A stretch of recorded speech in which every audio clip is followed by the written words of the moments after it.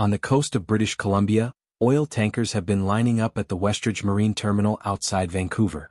Instead of heading south to American refineries like they did for decades, many of those ships are now crossing the Pacific toward Asia. That shift didn't happen overnight. It accelerated while Washington was escalating trade pressure on Canada and threatening tighter economic controls. According to reporting from Reuters and the Globe and Mail, the completion of the Trans Mountain Pipeline expansion in 2024 unlocked Canada's ability to ship large volumes of crude oil directly to overseas buyers for the first time at scale. The result is something American policymakers rarely had to confront before. Canada now has meaningful alternatives to the U.S. market. That matters because North American trade leverage has always rested on one quiet assumption. Canada didn't really have other options. That assumption is now cracking. Stay with this because the full context changes how this shift should be understood and why it may not be reversible. If you're interested in this topic, hit the like button, subscribe, and type "interested" in the comments. And I will give you a heart. In May 2024, Canada completed the Trans Mountain Expansion project.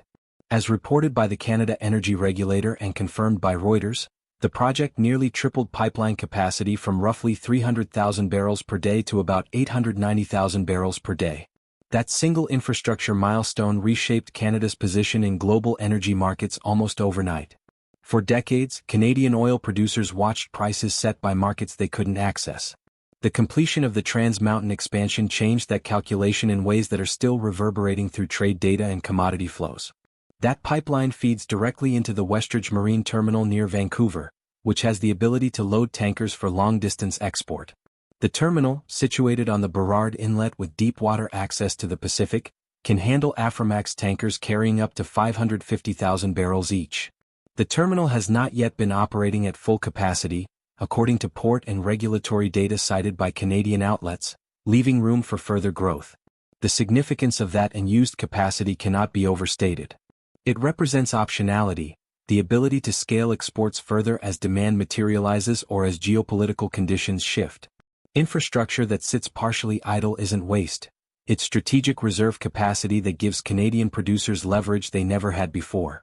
Before this expansion, most Canadian oil had no economical route to Asian markets. Geography and logistics conspired against Western Canadian producers. The Rocky Mountains formed a natural barrier, and the only viable outlets ran south through existing pipeline networks into the American Midwest. Nearly all exports flowed south to the United States, often at discounted prices because Canadian producers had limited bargaining power. The Western Canadian Select discount to West Texas Intermediate became a permanent fixture of energy markets, a tax on Canadian crude simply for being Canadian. Producers in Alberta watched their barrels trade at double-digit discounts while their product quality often matched or exceeded competing grades. The problem was never the oil. The problem was always how to move it. Once the pipeline came online, shipments to Asia began scaling quickly.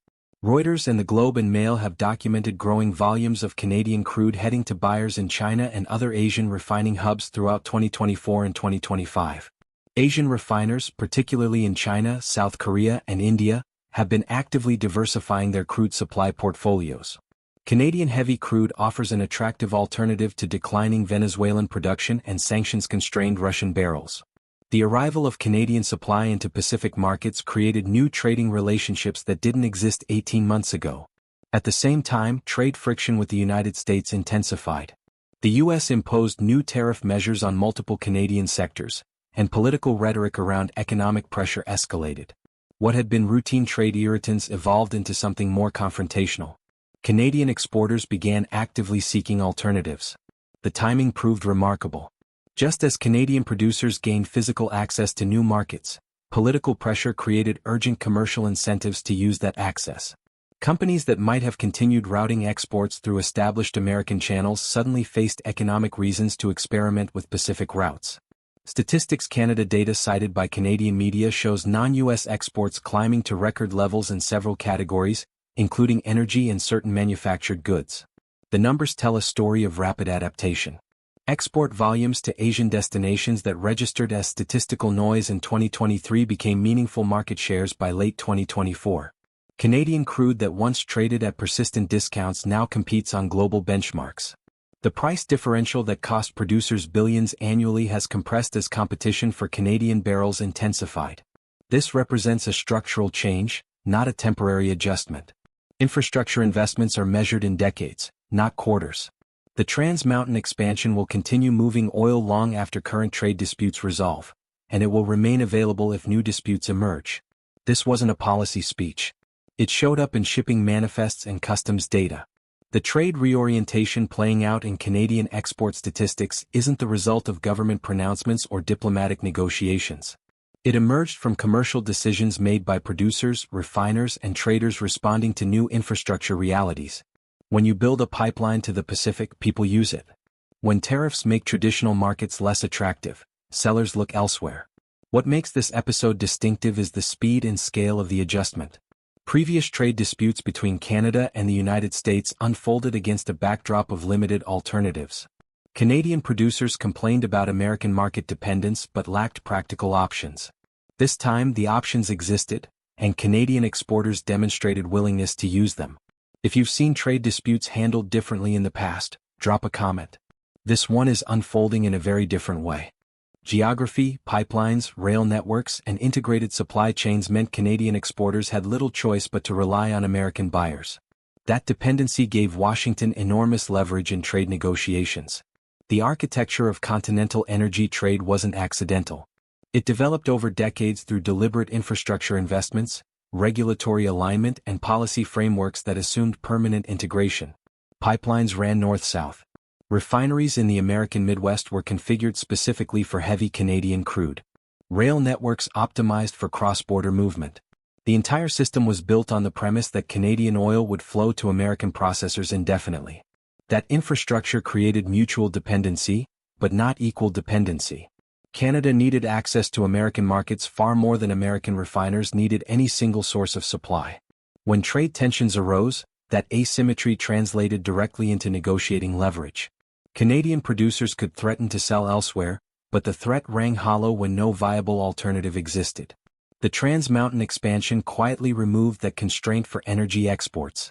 The pipeline's completion in May 2024 didn't just add capacity. It fundamentally altered the strategic calculus underlying North American energy relations. For the first time, Canadian heavy crude could reach Asian refiners at competitive economics. The Pacific became a genuine alternative, not a theoretical one. Once Canada could move large volumes of oil directly to global markets, the bargaining position shifted. Canadian producers gained real price competition. U.S. refiners lost exclusive access. The implications extend beyond simple pricing. When American refiners were the only viable buyers, they could negotiate from a position of strength, offering prices that reflected Canadian producers' lack of alternatives rather than global market conditions. The Western Canadian Select discount persisted for years precisely because producers had nowhere else to go. Now they do. Asian refiners actively compete for Canadian barrels. Price negotiations happen against a backdrop of genuine alternatives. The discount has compressed. Canadian producers capture more value from their own resources. For American refiners, the shift creates operational uncertainty. Facilities configured for Canadian heavy crude face potential supply competition they never anticipated. Long-term planning assumptions built around captive Canadian supply no longer hold. That breaks a long-standing assumption baked into continental energy planning. According to energy analysts quoted by Reuters, North American energy security strategies were designed around tightly integrated cross-border flows, not diversified overseas exports. The strategic frameworks governing North American energy cooperation assumed that integration would deepen over time, not reverse. Joint energy security planning, emergency supply arrangements, and regulatory harmonization all rested on the premise that Canadian and American energy systems would remain tightly coupled. Diversified Canadian exports challenged that premise. If significant volumes flow to Asia rather than south, the rationale for deep integration weakens. Energy security calculations change. The cooperative frameworks built over decades may require fundamental rethinking. This isn't a political violation. It's a structural one. The economic rules changed. Politicians didn't rewrite the terms of North American energy trade. Infrastructure did. The Trans Mountain expansion created new physical realities that commercial actors immediately exploited. No legislation required. No treaties renegotiated. The economics simply shifted and market participants responded. That's what makes this moment distinctive. Trade relationships typically change through negotiation, legislation, or diplomatic pressure. This one changed because someone built a pipeline. If you believe rules and institutional frameworks still matter regardless of politics, hit like. The Globe and Mail has reported that Canadian exporters across multiple sectors have accelerated efforts to diversify trade relationships, particularly in Asia and Europe. Economists cited in those reports note that firms adapted faster than many models predicted. The speed of adjustment surprised observers accustomed to slower-moving trade patterns. Traditional models assumed that established supply chains, customer relationships, and logistics networks would create substantial switching costs. Firms would tolerate significant policy uncertainty before undertaking the expense and disruption of finding new markets. That assumption proved wrong. Canadian exporters moved quickly, in some cases within months of tariff announcements, to establish alternative channels. The urgency reflected a calculation that policy uncertainty had become structural rather than temporary. Waiting for resolution no longer made commercial sense. Reuters has also documented Mexico pursuing similar diversification strategies, expanding trade ties with Asian markets and the European Union following tariff uncertainty in the United States. Mexico's pivot carries particular significance given the depth of North American integration. Decades of NAFTA and its successor agreement created manufacturing ecosystems that spanned the U.S.-Mexico border. Automotive supply chains, electronics assembly, and agricultural exports all depended on predictable cross-border flows. Mexican exporters nevertheless began actively cultivating alternatives. European buyers received renewed attention. Asian markets that had been deprioritized in favor of American proximity suddenly looked attractive.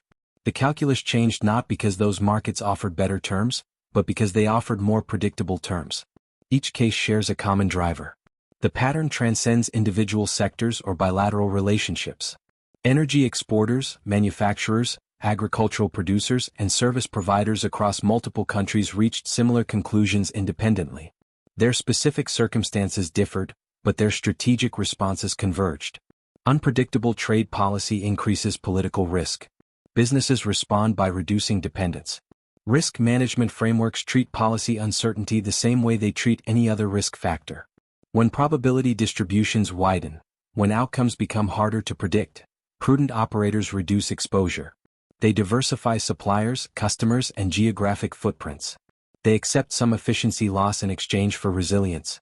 That logic applies regardless of which government creates the uncertainty or which direction policy might move.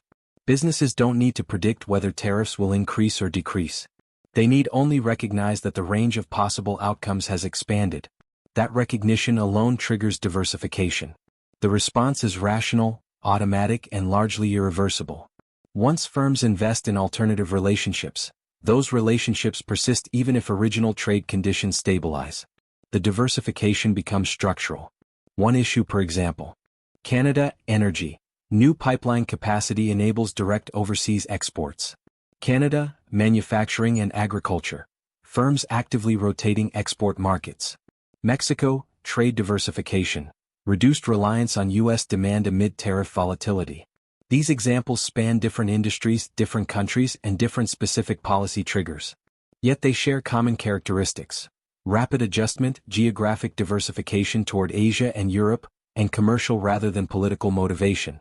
The convergence suggests something systematic rather than coincidental. When multiple actors facing different circumstances reach the same conclusion, the underlying driver is likely structural. These are not ideological moves. They are risk management decisions. Corporate treasury departments and supply chain managers don't operate on ideology. They operate on spreadsheets, probability assessments, and scenario planning. When those tools indicate elevated risk from geographic concentration, they diversify. The decision requires no political stance, only arithmetic. That distinction matters for understanding what comes next. Ideological positions can shift with elections, public opinion, or diplomatic pressure. Risk management decisions based on demonstrated volatility are stickier. The businesses making these moves aren't protesting policy. They're adapting to it. Do you see a pattern forming here or isolated adjustments? Share your view. Trade disputes generate dramatic coverage. Tariff announcements, diplomatic statements, retaliatory measures. But the more consequential shifts often occur quietly in commercial arrangements, infrastructure utilization, and long-term contracts that rarely make front pages. The leverage dynamics underlying trade negotiations depend on who needs the relationship more. When one party has alternatives and the other doesn't, leverage concentrates.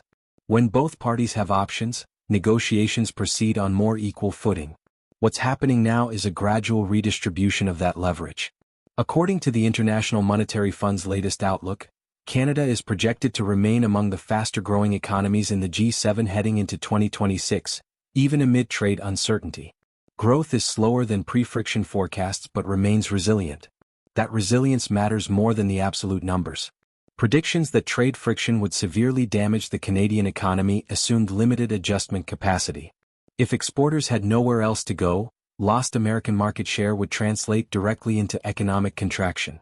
The diversification now underway breaks that transmission mechanism. Growth continues not because trade tensions don't matter, but because Canadian firms found ways to route around them. The economic impact is real but distributed, spread across new markets rather than concentrated in lost American sales.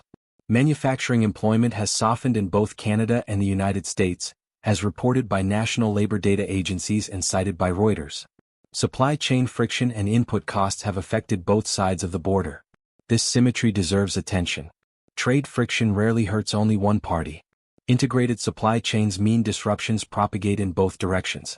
American manufacturers who relied on Canadian inputs face higher costs and logistical complications. Canadian firms lose American customers, but American firms also lose Canadian suppliers. The pain is mutual, even if the political narratives emphasize one-sided impacts. Workers in Michigan and Ontario both feel the effects of disrupted cross-border flows. That shared vulnerability limits how far either side can push without damaging its own constituents. More importantly, the negotiating dynamics heading into the mandatory 2026 review of the USMCA trade agreement have changed. Canadian officials have publicly stated, according to multiple Canadian outlets, that they are prioritizing broader diversification rather than relying on sector-by-sector concessions. Previous trade negotiations followed a familiar script. American negotiators would identify specific sectors for pressure. Canadian officials would calculate the cost of concessions against the cost of retaliation.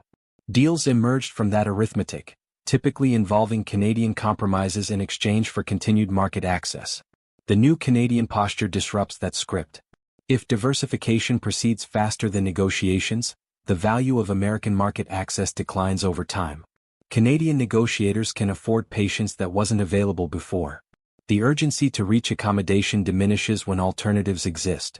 Energy analysts note that once long-term shipping routes, refinery relationships, and logistics networks are established overseas, those systems persist even if political tensions ease later. Infrastructure creates path dependency. A refinery in South Korea configured for Canadian heavy crude doesn't switch suppliers because American tariff policy stabilizes.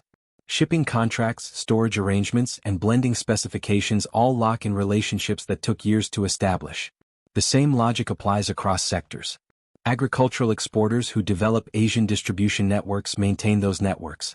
Manufacturers who qualify products for European markets continue serving those markets. The adjustment costs are paid once, the benefits persist. This reduces Washington's ability to use market access as leverage. The threat of market exclusion works only when exclusion is costly. If Canadian exporters have already shifted volumes elsewhere, the threat loses force. American negotiators find themselves offering access to markets that Canadian firms no longer prioritize. That's not a temporary tactical adjustment. It's a structural reduction in American leverage that accumulates over time as new trade relationships mature and deepen. Not because of ideology. Because the infrastructure now exists. Pipelines, shipping routes, distribution networks, regulatory approvals, customer relationships. These physical and commercial realities constrain what's politically possible. Ideology can shift with elections. Infrastructure operates on longer timescales. The leverage shift isn't happening because Canadian policymakers decided to punish Washington or because anti-American sentiment drives commercial decisions. It's happening because Canadian businesses built alternatives and those alternatives work. Stay with this because the broader implications extend well beyond one trade dispute. Economic power is not just policy. It's plumbing. Pipelines, ports, contracts, shipping lanes, and logistics networks quietly determine who depends on whom. Once those systems change, leverage shifts permanently. Canada spent decades structurally tied to American markets because it had no alternative routes. That constraint is now gone for a major segment of its economy. Trade diversification doesn't reverse easily. Once businesses adapt, they don't voluntarily return to concentrated risk. The larger lesson is simple and timeless. Political leverage built on dependency only lasts until the dependency disappears. And when infrastructure changes, power follows. Subscribe if you want calm, fact-driven breakdowns that explain what the headlines leave out.